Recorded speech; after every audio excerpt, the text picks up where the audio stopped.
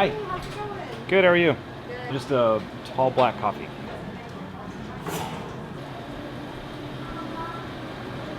It's about time for some decency and order, so grab your coffee and make sure to subscribe to my channel.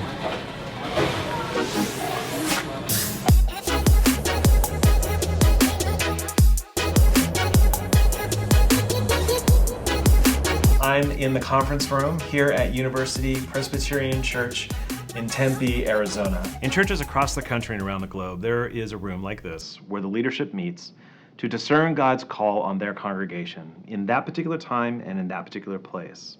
Now, sometimes their discernment encourages the people's faith. In fact, I would imagine most of the time.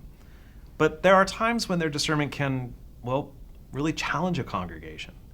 Most of the time they deal with a lot of the mundane stuff, like making sure the roof is okay, fixing the toilet in the women's bathroom, or approving the Christian Education Committee's choice of Sunday school curriculum.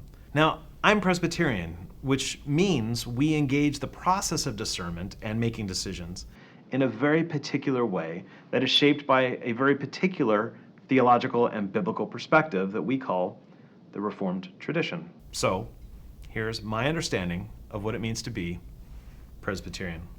And yeah, there's always coffee.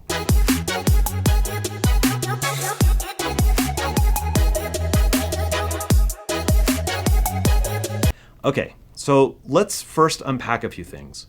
The very word Presbyterian gives a bit of a clue as to what it means to be Presbyterian. Now, it comes from the Greek word presbyteros, which literally means elder. Yes, it can refer to someone who is an older and presumably wiser person. It does not do to dwell on dreams. It also means a person who is perceived to have the spiritual wisdom and skills necessary to lead a community. For Presbyterians, elders are the spiritual leaders of the church. There are lots of cultures around the world in which councils of elders come together and oversee the day-to-day stuff and make the big decisions for communities. They also determine the standards and values that shape how a community will live together. We have two types of elders. The first are the ruling elders, members of a congregation called by God and elected by their fellow members to lead. They are ordained or set aside for the holy task of leadership. The second type of elder is basically our clergy, like me, sometimes called teaching elders or ministers of word and sacrament. These are the professional leaders of a congregation or within a denomination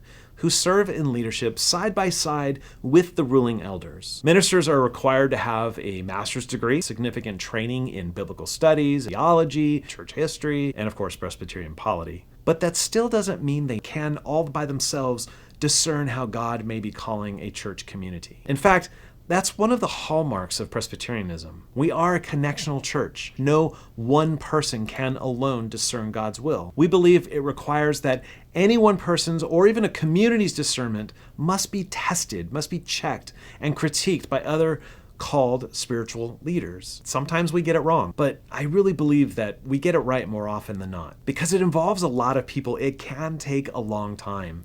But, I'd rather make a good, thoughtful, and faithful decision than try to undo a bad one that was made hastily. We are what is called a representative democracy. In fact, Presbyterianism was the framework that shaped the ideas of our country's founders as they formed the United States government. However, unlike the US government, where representatives go and represent the will of the people in their district, Presbyterian elders, they have what we call freedom of conscience to vote as they deem appropriate and faithful, encouraging the faith of the church in the way of Jesus. They are not called to represent whatever the people back home tell them to say or do. I can't say Presbyterianism is the best way to be the church, and it's certainly not the easiest. Long term, I truly believe it is one of the better ways and more faithful ways to be the church.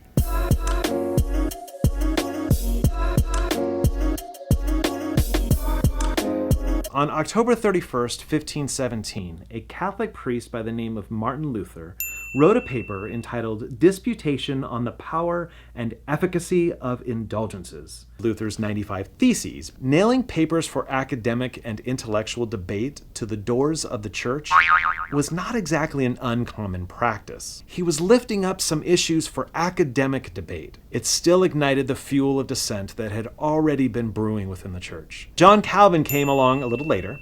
He was educated and trained as a lawyer in France who broke from the Roman Catholic Church probably about 13 years after Martin Luther posted his 95 Theses. 6 years later, at the age of 27, he published his first edition of the Institutes of the Christian Religion. John Knox was a Roman Catholic priest who broke away from the church, became an outlaw renegade theologian, and later a student of John Calvin's. With Calvin's teachings, he led the Protestant Reformation movement in Scotland around the year 1560. It's about time for some decency and order. About the same time that Calvin's final version of the Institutes was being published. Now, Knox eventually founded the Presbyterian Church of Scotland, or the Kirk. At first, much of the church's structure was similar to the Church of England, with bishops. It wasn't until almost 100 years later that what we now call Presbyterian principles of democracy were actually instituted in the Kirk. Presbyterianism is fundamentally shaped by what was then called the liberty of opinion. With the exception of substantial matters of faith, whatever those are, our different understandings of God is both tolerated and even encouraged. We value respectful debate about matters of faith. We believe that we discern the presence and teachings of God best when we do it together in all of our diversity. Something about the church being greater than merely the sum of its parts or members, or what has been substantial to one group in a particular context has not always been viewed as substantial by other groups in other contexts. It makes a difference, for instance, if you're a Christian at the top of the social, political, or economic food chain, or if you're at the bottom, or somewhere in the middle. Each is going to read Scripture and understand the central elements of faith very differently according to their vantage point. We try to live in that tension between individual, communal, and even divine accountability. It's a difficult tension, but I believe it's what makes us our better selves.